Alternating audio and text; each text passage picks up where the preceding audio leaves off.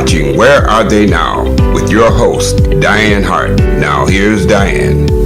Good evening. Welcome to Where Are They Now? I'm your host, Dianne Hart, and this evening I have the pleasure of interviewing an awesome, phenomenal woman. She's a producer, a songwriter, a Grammy-nominated singer, and she's the wife of the late, great Marcus Belgrave, Miss Joan Belgrave.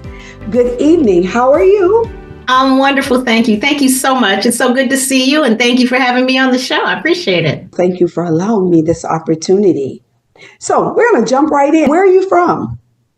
Michigan. I was born here. Born in Ann Arbor, just a little bit outside of Detroit. But I'm a Michigander. I spent a lot of time elsewhere, but I ended up coming back home. What schools did you attend? I went to University of Michigan. I went to a Pioneer. People ask that because they want to know, did you go to Cass Tech and all of that in Detroit? But since I didn't, it's kind of irrelevant. That's all right. There are some people who would like to know, where did you go? Oh, okay. Their school. Well, I studied in Ann Arbor, went to Pioneer High School. I studied, my very first vocal teacher was Dr. Willis Patterson from the University of Michigan classical voice department, classical music department. He's a tenor. And he saw that I got into Interlochen. And so I went to Interlochen and studied classical voice. Wow. Mm-hmm. So now I know that you have written some music. Let's talk a little bit about some of the songs that you have written. Tell me a little bit about what it's like. Do you just go to bed and dream up these songs, or when are you most inspired?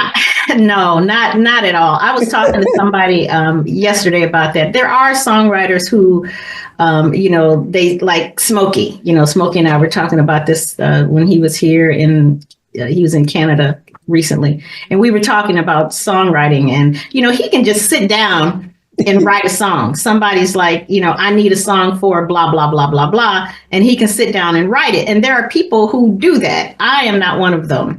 I must be inspired. Something has to transpire in order for the song to come to me, So I write from my heart. I write about experiences. I write about life. I remember Stevie said once, well, how do you write? And he said, just write about life. And to me, that's the best thing to do. Instead of trying to write about stuff, just write about life. And what happens is usually the lyrics and the melody will come to me at once, and I will put them down. So, because they usually come together. Sometimes, the lyrics will come and then the melody later, but not usually. With me, it's usually they both come at the same time, and I'm trying to get them out before they leave, before I can get them down. I wrote a song back in 2008, I think it was, called Excitable. And that's the Grammy nominated project. And Marcus and I were having coffee outside on the waterfront. And I tell this story, so people who have seen me have heard this story. But we're sitting out on the coffee shop, and this is just an example of how I write. We're sitting out at the coffee shop outside. It's a beautiful sunny day, and he's got bread, and he's throwing bread crumbs out to the birds. Well, of course, the birds start flocking, right? And I look over at him and I said, babe, you know what? They're going to kick us out of here. Because you're really not supposed to be doing that. And, people are, getting irritated, and they're going to come out and kick us out. So he looks over at me and he says, he has this beautiful, deep, naturally grovelly Louis Armstrong voice. That was his natural voice. So he looks over at me and says, it's all right, baby. You just so excitable. It's going to be all right. And so he went back into the bathroom to wash his hands and stuff. And while he was gone, I used to have these 4x4 yellow Post-its that I used to keep in my purse, just to write notes, not necessarily for songs, but just notes. I'd keep a pen and yellow Post-its. And so by the time he got back, I had written this song called Excitable out. on the Post-its, right? And I was like, okay, we need to go home because, I got this song that I need to write down, but he wanted to drive up Jefferson. When you drive up Jefferson, it's beautiful. It's right on the water and it's, just gorgeous. And I'm like, no, baby, let me get home, get me to the piano because I need to get this song down so that I don't forget it. At the time, I didn't have an iPhone or a cell phone that you could, it was flip phones and all of that stuff, so that you could actually record. Now we've got voice recordings. So if something comes up, I can just sing it there. I don't have to worry about losing it, or it going away. And so we went home. I put the melody down. I wrote the lyrics down, everything. And then he added some chords to it. And that was our first collaboration. And it's called Excitable. Wow. So that's kind of how I work. It's like, experience. I wrote a song on the Oooo Boy project. That's the one that won the Detroit Music Awards that I guess you're going to play. One of the songs that I wrote on there is called I'm Not Going Anywhere. And a few years after Marcus died, I was just kind of broken, because I was used to him being on not only, because when you lose your partner, not just your husband, but the one that you work with every day, it's like a double whammy, right? So not hearing his trumpet voice behind me on stage or him saying, "Go on, baby," doing that kind of stuff. It was just difficult for me. And I found it hard to perform, and, everybody grieves the way they grieve. And so, but one night, late at night, I woke up and this song came to me and it was almost as if he was helping me write it. And the song said, the lyrics are, "I'm not going anywhere. I'm here. There's no need for you to doubt. Don't fear. I know your heart is full of pain and your tears fall like rain, but I'm not going anywhere." Wow. I'm not going anywhere. You see, you'll never see the last of me. There's so much more we have to do and love will see us through because I'm not going anywhere. Reach for the clouds, shout out loud, take my hand and make your stand because I'm not going anywhere.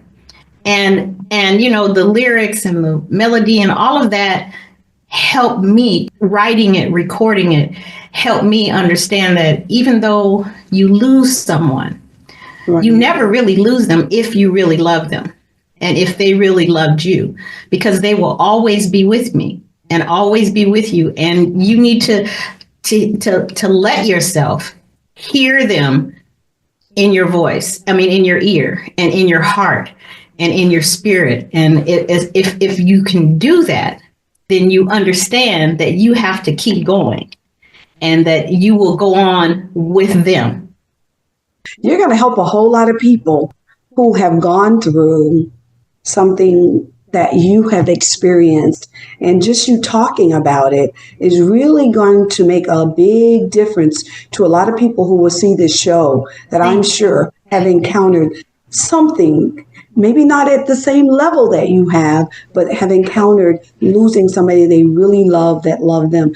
Just listening to you warms my heart to know that, wow, that's unbelievable. And yes, I truly do believe that he was helping you write that song. There's no way without a doubt. I know without a doubt. It's almost like he woke me up, and like, what are you doing? This is what you do. Why are you not singing? Why are you not making music? Why are you not doing this? Yeah, I'm gone, baby, but I'm still here. With you. That's a beautiful song. God is good. I think I'm very blessed because God has put people in my life at the right time. He used to say to me, that because he was 19 years older than me, and when we met, I wasn't interested. I really wasn't. I was like, no. We can work together, but I'm not interested in nothing romantic because I have been through a situation where my singing and my producing caused problems in the relationship, and I just didn't want to deal with that anymore. I just wanted to focus on music, and that's it. And, but when you find somebody who not only supports what you do, but pushes you to do more, and to be better and to grow. And, it took a while for me to understand and to accept that he was different, that it was okay to open up and to let him in. But he used to say that I was an angel that came into his life at the right time, because when we met, I didn't know who he was. I had no idea who he was. I walked into the club. I was a producer already. I was producing live shows. I had the series I was doing. So I was down there at Burt's Eastern Market to promote it, and I heard this guy play the horn. I'm like, that brother can blow. I'm like, okay, he can play a little bit, right? So I went up to him. I said, hey, I'm doing this series with Dr. Lonnie Smith, Tony Monaco. I'm bringing these B3 players in, and I was wondering if you could put a band together and open up the show for me. Now, here's the jazz master laureate of the city of Detroit. Okay, he's a funk brother. He played on all of these Motown Dancing in the Streets, Ooh Baby Baby. He was Marvin Gaye's musical director. I mean, Distant Lover, that's him playing trumpet. So, here's this man with all this experience. I had no idea. All I knew is that he could play. Right. And so he found that here was someone in me who didn't want anything from him. Right. I wasn't looking for him to advance my career. I wasn't looking for him to support me financially. I came with my own money, baby, So, I mean, and I think that because of that, he was very attracted to me, because I wasn't after him like everybody. Right. But I wasn't interested. So it took about a year of working together with him before I even let him take me out, so. But, I think that God puts people in your life that at the time that you need them, I mean, I didn't know I needed him, but I did. Right. So. Hey, well, match made in heaven. I think so. Awesome, I mean, I think he allowed my creativity to blossom because he didn't stifle me. A lot of times, quote unquote, powerful women, right. Well, I mean, it takes a special person to be with someone who knows what they want and knows how to get what they want. And, people say, it's hard to work for somebody who's already a boss. But I mean, if I had pants on, it wouldn't be no big deal. So what's the difference? The only difference is that I know what I'm doing.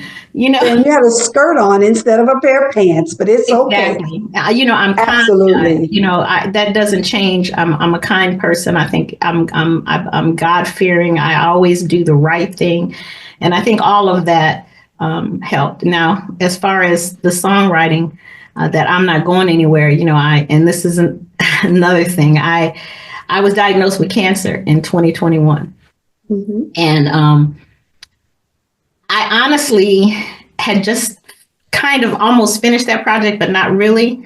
And so I pushed myself to get it done and to get that particular song recorded. Right. Because I wanted my children to have it in case I didn't make it. Okay. And look at you today. That is amazing. Are you kidding me? Absolutely. Well, I want to ask you a couple of questions. I know that you're an awesome songwriter. There's no question about that. But we're going to take a break and we're going to play Oooo Boy. And then when we come back on the other side, I want you to talk a little bit about what inspired that song and how they come about.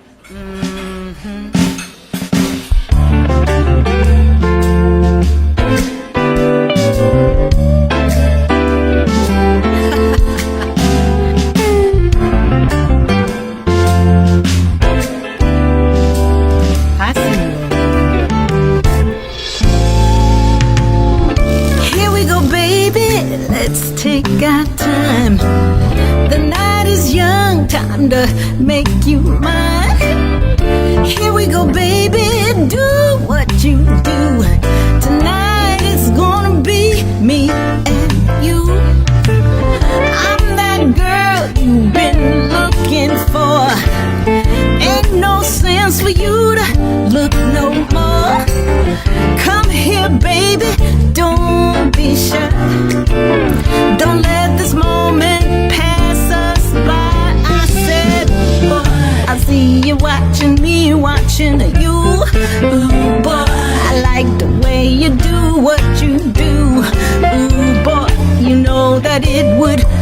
so nice. Ooh boy, let me take you to paradise. I said, ooh boy, I see you watching me, watching you.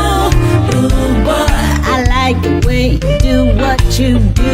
Ooh boy, it would be so nice.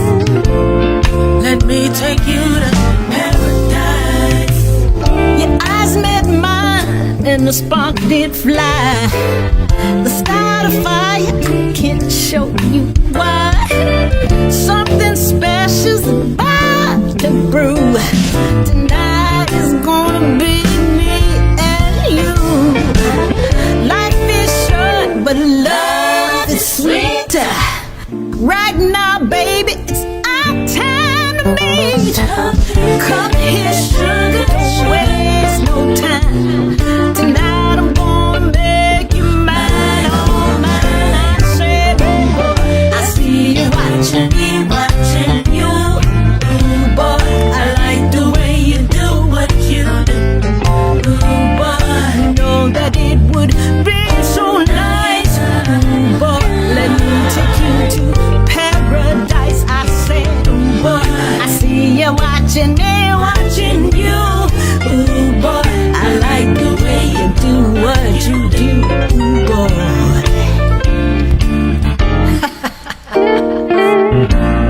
Let me take you to paradise. I see.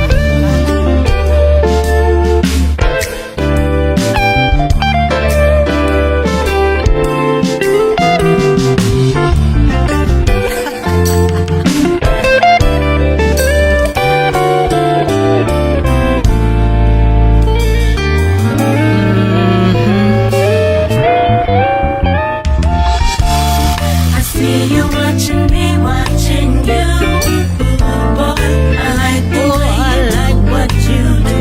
Ooh boy, it would be so nice. Let me take you to paradise. I see you watching me, watching you. I said, ooh boy, I like the way you do what you do. It would be so nice.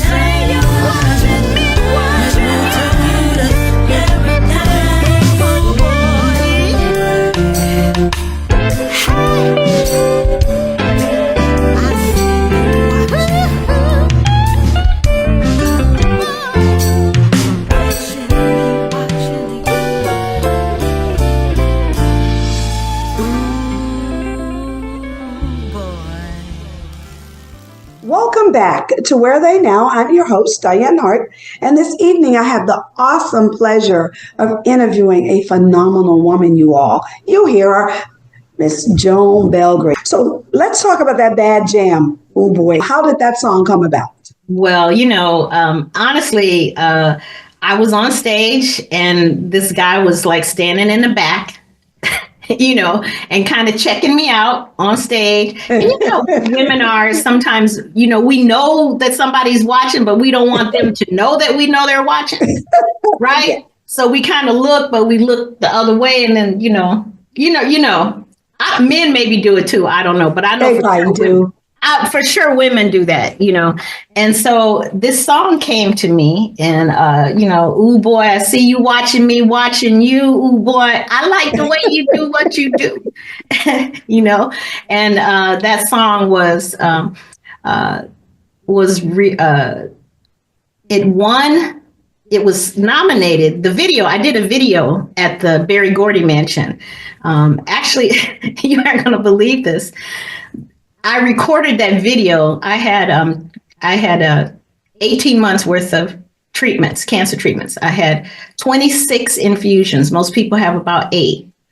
Mm-hmm. I had 30 rounds of radiation and 2 surgeries. Now, when you get radiation, you have to stop taking the chemo for 3 weeks.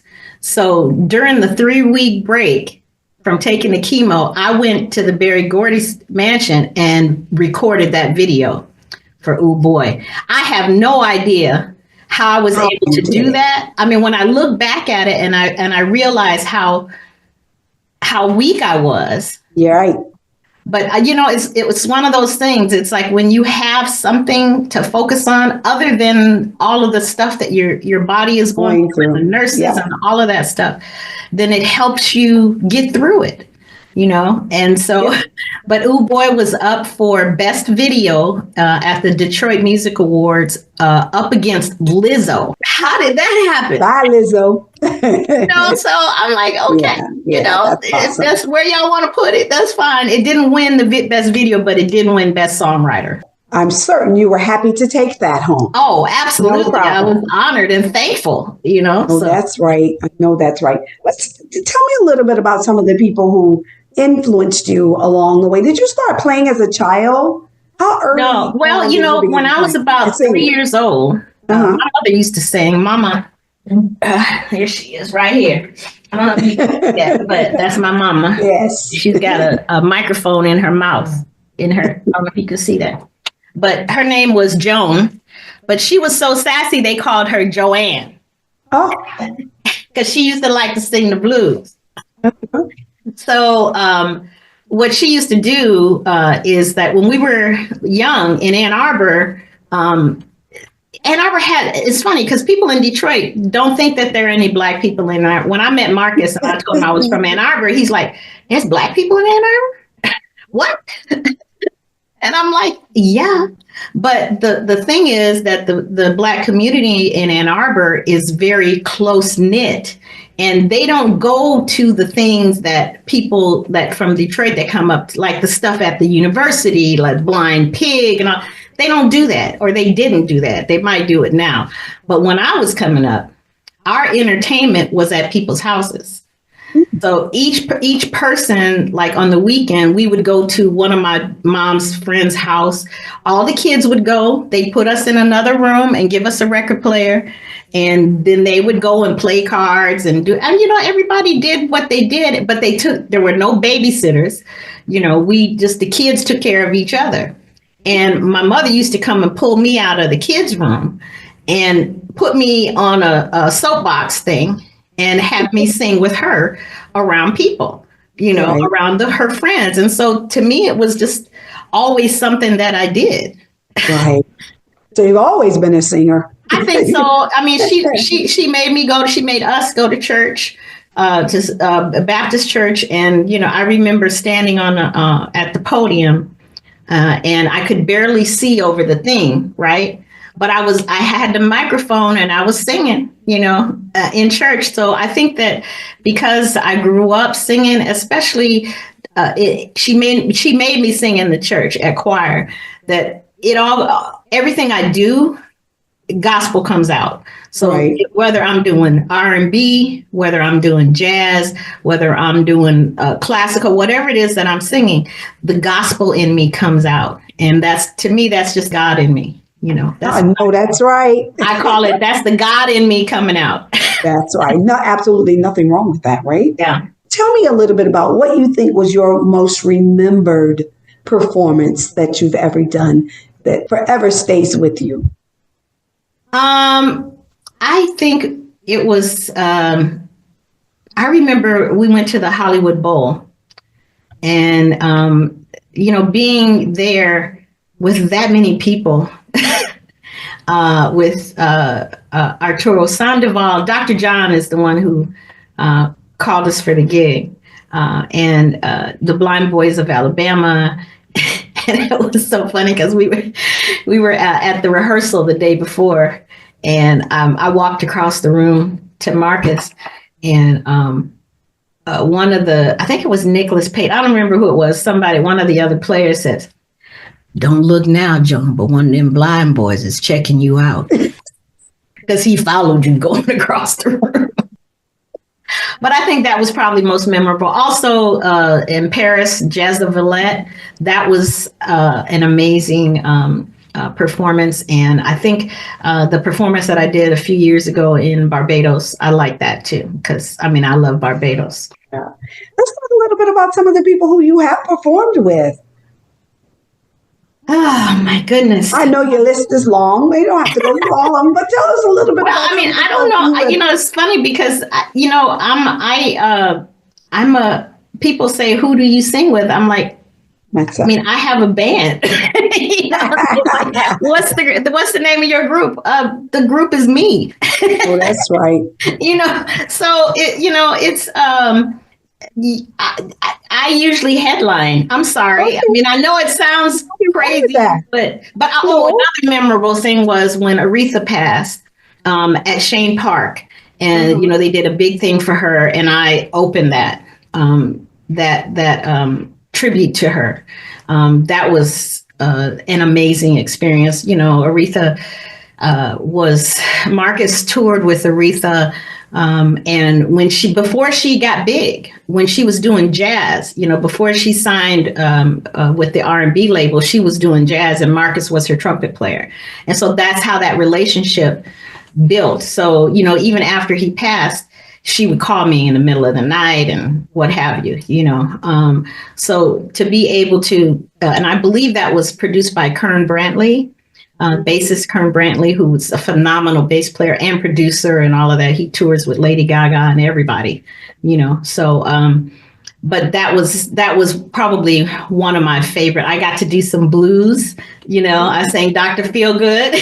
Oh, yes. Ma'am. Yeah, baby. You know, so when you get to do something like that, and it's in honor of someone iconic like Aretha Franklin, to me, I think that probably was my favorite. Yeah. Oh, yeah. Yeah, I would think so. So let me ask you a couple other things. I mean, do you have something that you're promoting right now? Yeah, you know, I'm producing a film that's going to be out this year. It's a documentary on Marcus, and I'm really, really excited about that. We're in the very final editing stages, and you'll be hearing a lot about that because there's going to be a lot of marketing push on that. I have an amazing team. God had put the right team, because, you know, I always wanted the world to know how amazing Marcus was. People like musicians know, but I can go anywhere in the world, literally, and someone will come up to me who he has touched, or he helped, or he gave them contacts or something, and they hear my name, they go, "Oh, do you know Marcus Belgrave?" I'm like, "Yeah."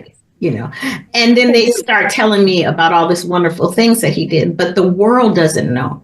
And so my director is Tamashian Jones, and he is phenomenal. He actually has a film on Prime Video called A Mirror of Deception that is amazing. So I would, if you want to see the quality of film that's coming with the Marcus documentary, take a look at that film, because he was my director, and it is just top notch. I'm so excited. I'm really excited about that. I just released a gospel song called Just Have Faith in You. And basically that was after my treatments and stuff, you know, that, you know, I felt that my faith is what helped me through. And that, you know, God, if you just let me get through this, I'll let the world know, you know. I mean, you know, Black women get triple negative breast cancer at a 4% rate, but we die at a 40% rate. And the reason for that is that we don't get the care, the correct care that we need. I was blessed because the day after I got my biopsy confirming what it was, I got a call from a mega Motown star. The day after, now I know it wasn't nothing but God, right? And he was going to present Marcus's trumpet to the Smithsonian Institute. That's what he was calling about. But he heard something in my voice, and he said, "Joan, what's wrong?" You know, and I was like, you know, I was in shock, right? Because right, of course, I don't drink, you know, I eat right, I exercise. Right. I was swimming, you know, 40 laps 5 days a week. You know, I mean, I'm like, y'all got something wrong. That's not me, you know. But when I told him, he says, very calm, don't worry, I got you. And I'm like, what do you mean you got me? You got me? What are you talking about? The very next week, he flew me out to Los Angeles, to Santa Monica, California. hooked me up with his doctors in Beverly Hills. His doctors put together a treatment plan for me because they know what they were doing. They weren't guessing. They didn't need to run any this and that and that. They knew exactly what I had. I mean, look, I saw the doctor and I felt like Michelle Obama. I saw the doctor at 9:00 in the morning. At 10:30, I was going to get this scan. At 1:30 in the afternoon, I had the result. You know, I mean, that kind of stuff just doesn't happen to quote unquote normal people. It should. You know, we should have level of healthcare that's the same for everybody, but that's not the case. So because of that, I was able to get the treatment plan that was phenomenal, and they were going to charge him $20,000 per treatment. Now, 26 infusions, that's over $500,000 because it was in California and my insurance wouldn't cover it because, you know, it's out of network, out of state. And he said, no problem, I got you. Over $500,000, right? And I'm all in shock with all of this. Because people are, you know, putting together. I mean, he paid for everything. You know, the hotel for me. I was out there for 2 weeks. Yeah. The hotel, the doctor's calls, the everything, transportation back and forth from the hotel to the hospital, and da da da da da da da. Had his people looking for housing. They said I was going to have to be out there for a year for treatment. You know, and then my head is swimming through all this, right? I'm like, what? Wait a minute. Right. And so I decided to come back to Michigan, and I had to come back to pack because I hadn't even taken anything, you know, really. I had my little dog. I mean, you know, I thought I was going to be there for a couple of days. Right.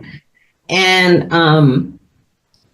my tumor grew from 1.6 centimeters. I found it. I mean, I get regular mammograms. Every 6 months I was getting a mammogram, but the problem was I wasn't getting a 3D mammogram. See, we don't know about that. If you get a 3D mammogram, it's going to show it sooner and you won't have to go through what I went through. My tumor in 4 weeks went from 1.6 centimeters to 5 centimeters. Wow. So it came on suddenly. It was very aggressive. It was growing rapidly and spreading rapidly. Had I not had somebody like that in my corner, you better believe I wouldn't be here today because I would be one of those statistics, one of those 40% who didn't make it. So I knew that God had a plan for me. I knew that God had something going on, that he's kept keeping me here for some reason. And maybe, just maybe, is to let one person hear my story and one person know that it's going to be okay, that you need to go get a 3D. And they say, oh, well, you know, the insurance won't pay for it. Okay, the insurance might not pay that extra $100, but guess what? One of my chemo bottles costs $4,000. One bottle. Right. Okay. So either you're going to pay for it now or you're going to pay for it later. Absolutely. I work with a group of women here in my city who have either had breast cancer, currently going through breast cancer, or they, you know, they're just suffering from the lack of an opportunity to get the health care that they need. That's right.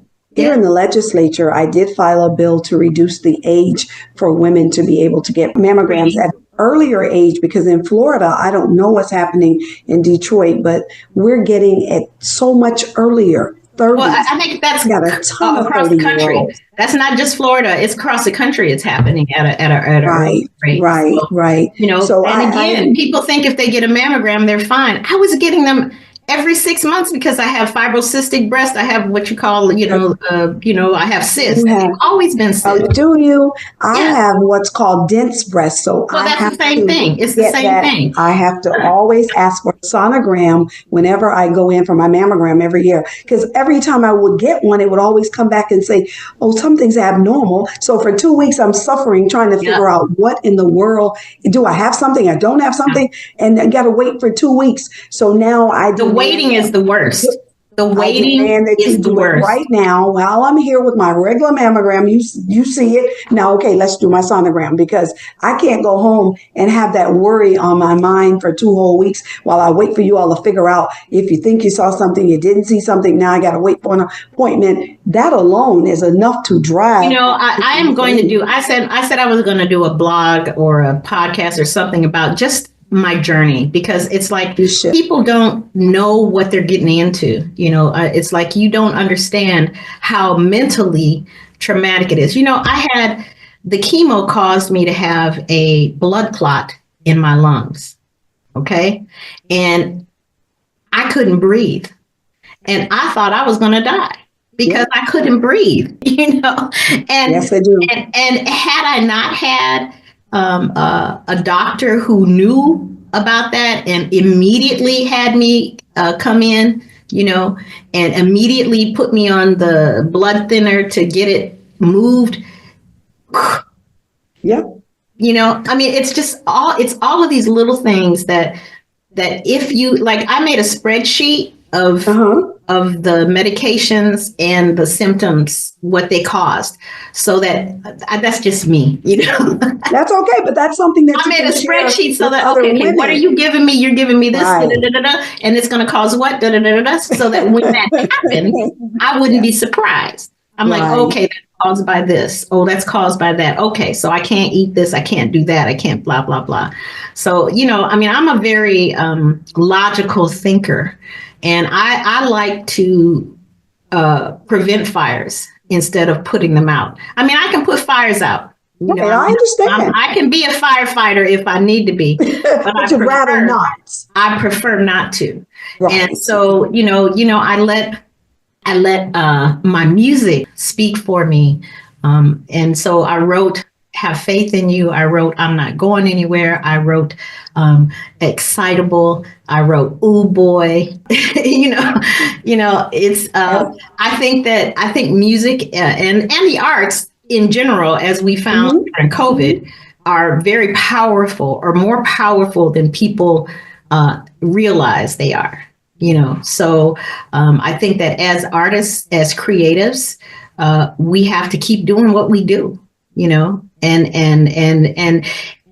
not for the money, because I think a lot of people are in it for the money, but for what it does for you. I had somebody say, why do people sing? Why do people do that? Why don't they do something where I said, it's how it makes me feel. It's how it makes me feel. And the fact that somebody can come up to me and say that I helped them, that, that your song really helped me. Right. I had a guy tell me that my Excitable project is why his wife married him.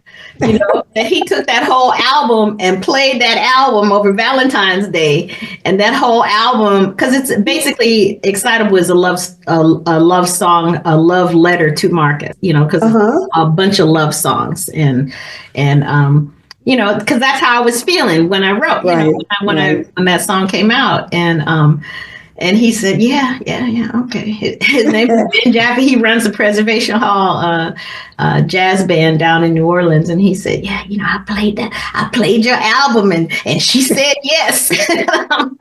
All right. That's right. There we go. What social media platforms can your fans find you on? Joan Belgrave Music on Facebook. And Instagram is J Belgrave Jazz, and Threads, it's J Belgrave Jazz. And of course, my website, joanbelgrave.com. You can contact me there. I have a jazz radio show that I do every Monday on WJZZ from 5 to 8. I run 3 hours worth of solid jazz, and, it's a wonderful thing for me to be able to play the music that I love, and to talk about the people that I know or knew, because there's a personal connection with a lot of the artists that I play, so God is good. I think, again, there's a reason that I'm still here. There's a reason that what happened in California didn't work out, and I had to come back home, to Michigan. Of course, it was traumatic for me. I've been out there for 30 years. I had 3 children out there. I mean, my youngest son is a professor out there teaching. My daughter is an executive in New York for Peloton, and my youngest son is in Nashville, Tennessee. So, I mean, I'm like, okay, but I'm comfortable being in Detroit now. You're home. I'm home, and I'm and they're like, but Mom, it snows, because they were born in Los Angeles, right? They're up North California. They don't understand. And people even here, they're like, wait a minute, you lived in California and you came back? I said, yeah, I came back because this is real. That's right. I've been around the I don't want to call them plastic, but there's a lot of plasticness out there. I'm going to call them fakeness for you. There's a lot of fakeness out there. And, there's a lot, there's just so much, and I mean, it is beautiful. I mean, I lived all over. I lived in Los Angeles. I lived on the Central Coast in San Luis Obispo, and I lived in the Bay Area. So I've been all over the state. So I know the state very well. I have friends all up and down the state. I mean, but I would never go back there and live, because this is real. I mean, I love having the seasons change. I love the fall and how beautiful it is. If there's something about the seasons changing that make you understand God and make you understand that it's going to be all right. No matter what's going on, the sun is going to come out again. That's right. That's right. Just hang on through the winter. Yeah, we know it's cold, but go ahead, log on the fire, get you some long johns, get you some hot chocolate or whatever it is that you need, and bubble up for a couple months, and then it's going to be spring. Absolutely, I love it, and you're going to be fine. And I think that's life. Yeah, it is. It is. I think that's life, and I think that's why I love it so much. Well, we're going to take another break because I have to play your next song, Dreaming of You. We got to take a break, and we will be right back.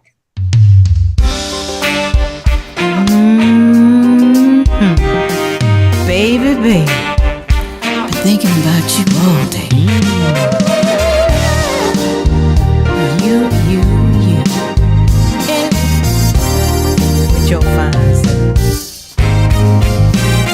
As the time goes by, I wonder why you're not here with me today. I can see your face, feel your warm embrace. How do you make me feel this way? You got me, ooh baby, every day I'm dreaming of you, you, just dreaming all the time, babe. I'm dreaming of you. If I told you how I felt inside, would it make you look my way? Just a glance from you sets my soul on fire. Could I ever hope that you'd stay every day, all day? I'm dreaming all the time, dreaming of you. I'm dreaming of you, you, just dreaming. I'm dreaming of you. Sometimes I sit and wonder why I'm so into you, just to be in your feel your embrace. It's all that I wanna do. Dreaming, baby. Oh, dreaming.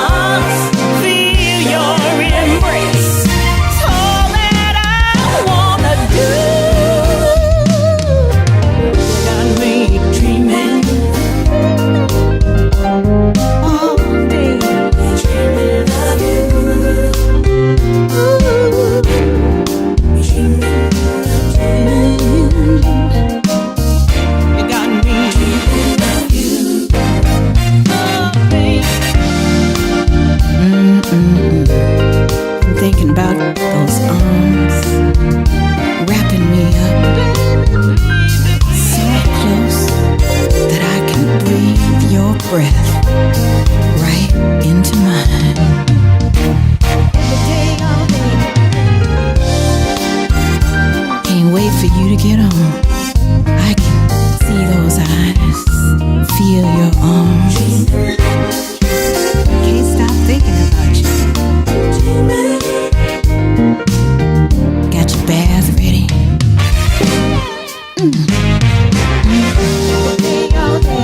The wine is chilled.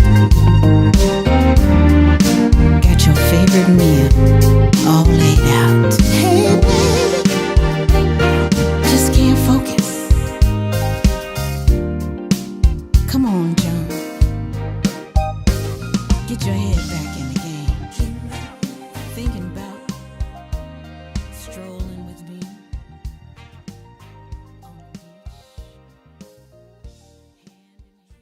Welcome back to Where They Now. I'm your host, Dianne Hart, and tonight I have the distinct pleasure of interviewing Miss Joan Belgrave. And what a bad jam, Dreaming of You. So let's talk a little bit what inspired that song. Once again, I think that, I'm a romantic, and like most women are, I think. And, this song came because I was dreaming about being in love, and that's, I miss being in love. I love being in love. I do too. I absolutely love being in love. I mean, I'm at a different state in my life right now because everybody's grown. This is the first time in my life where I haven't had to take care of nobody but me. So that's a whole thing right there too, which is fabulous. But I think I wrote that because I love being in love. I met this producer. He was Aretha's producer. His name is Sanchez Harley, and he produced Aretha. He is the main producer for Shirley Caesar. And Sanchez and I collaborated, and he produced that project. And so I went to Nashville, Tennessee, because that's where he is. That's where he's based out. There's a lot of gospel and stuff happening in Nashville, Tennessee.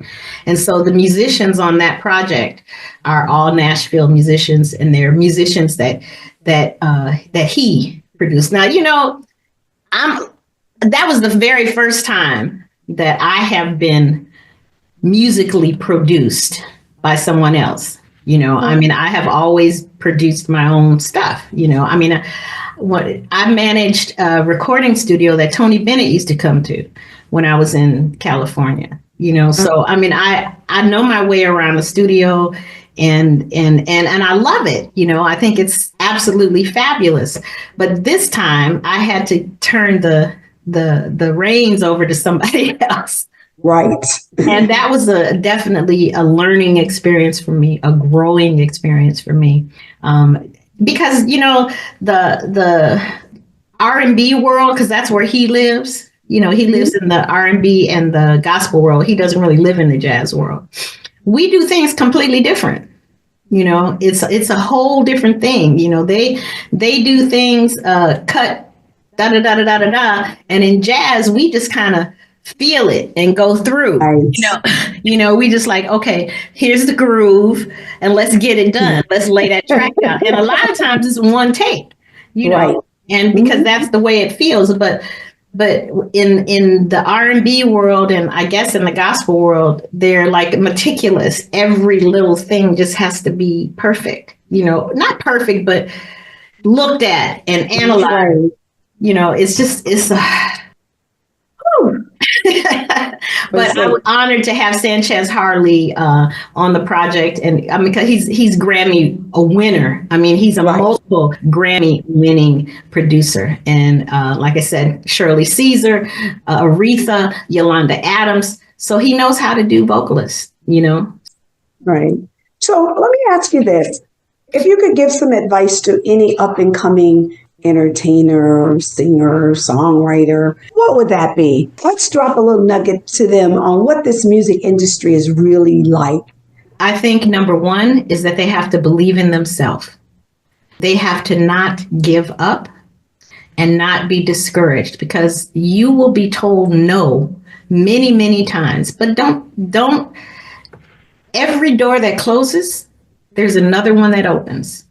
And you need to understand that. You need to understand that you're not always going to have what you need. I think that today people have this thing where they think they're supposed to be instantly famous, instantly this and instantly that. Well, I mean, you can do that, but all of that stuff that you go through builds who you are.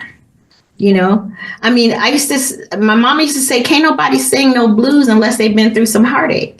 I mean, you can sing it, but you can't sing it. Right. You can't sing it. That's right. You can't sing it unless you've been through something, because all of that comes out in you. And so let life happen, I think. That's the thing. And don't push it. And don't try to be somewhere just because somebody else is doing something. Do you. Don't try to be. I have people tell me, I wish I could sing like you. I said, no, baby, look.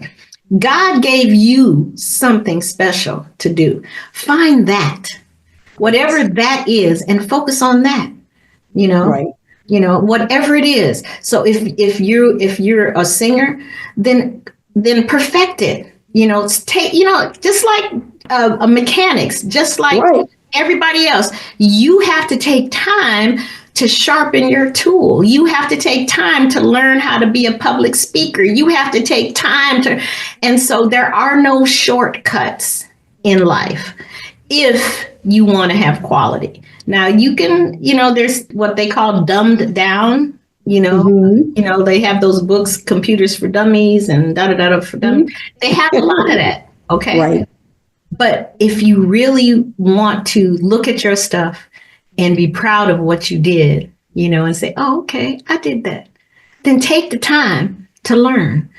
Find somebody older who has lived, who has done whatever it is that you want to do, and just sit next to them and learn and listen. Don't talk, just listen. Let them drop those nuggets on you and take notes.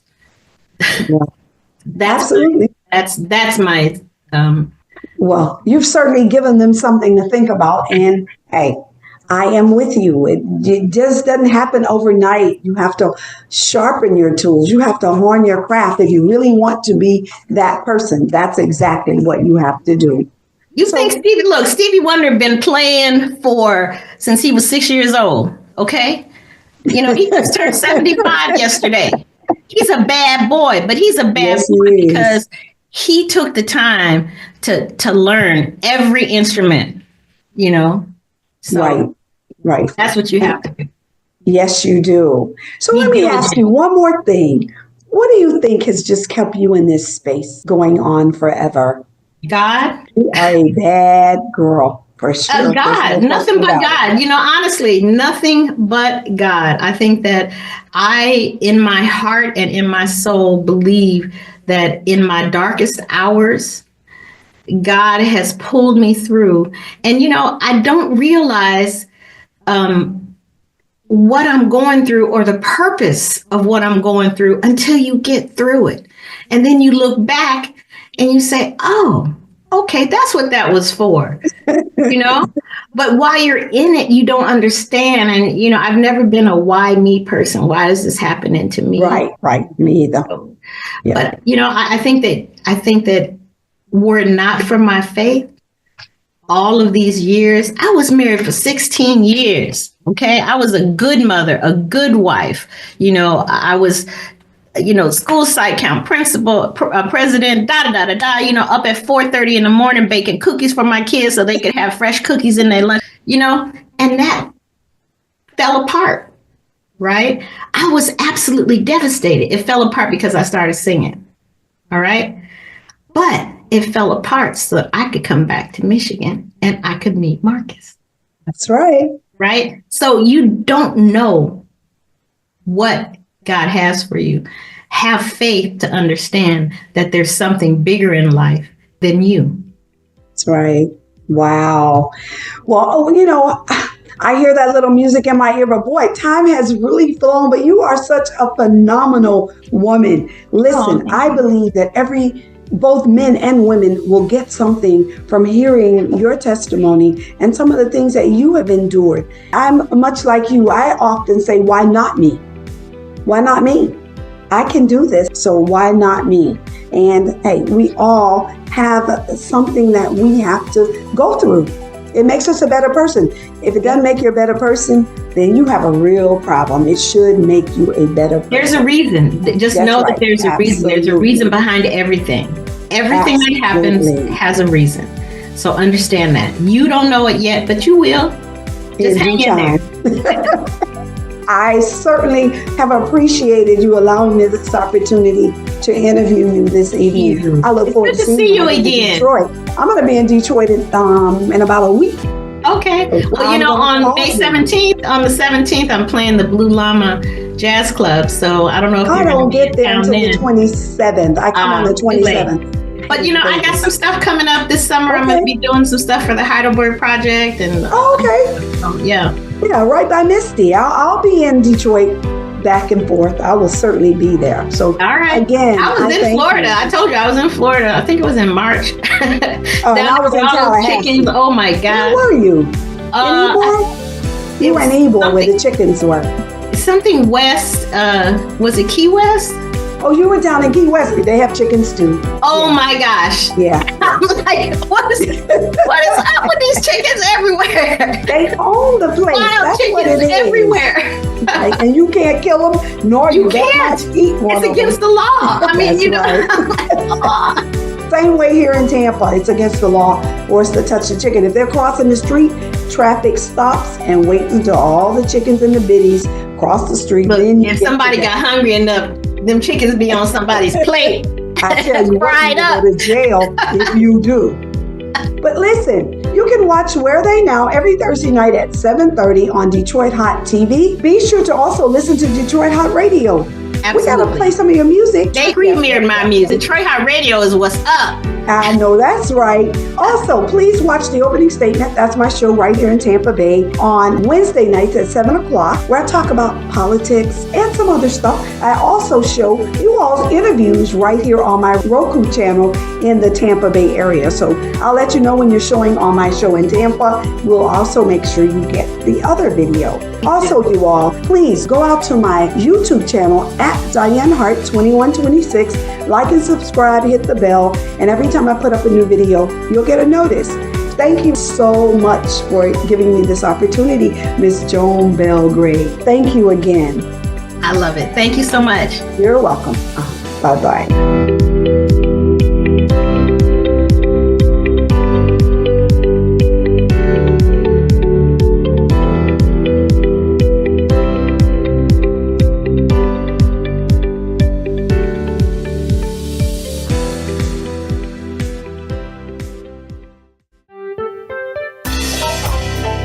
This is Dianne Hart. Be sure to catch my shows as we interview politicians and special guests on Wednesdays at 7 p.m. on The Opening Statement, the Lit TV network on Roku. Also, watch Where Are They Now as I interview entertainers of yesterday and today at 7:30 p.m. Detroit Hot TV on Facebook. Thank you.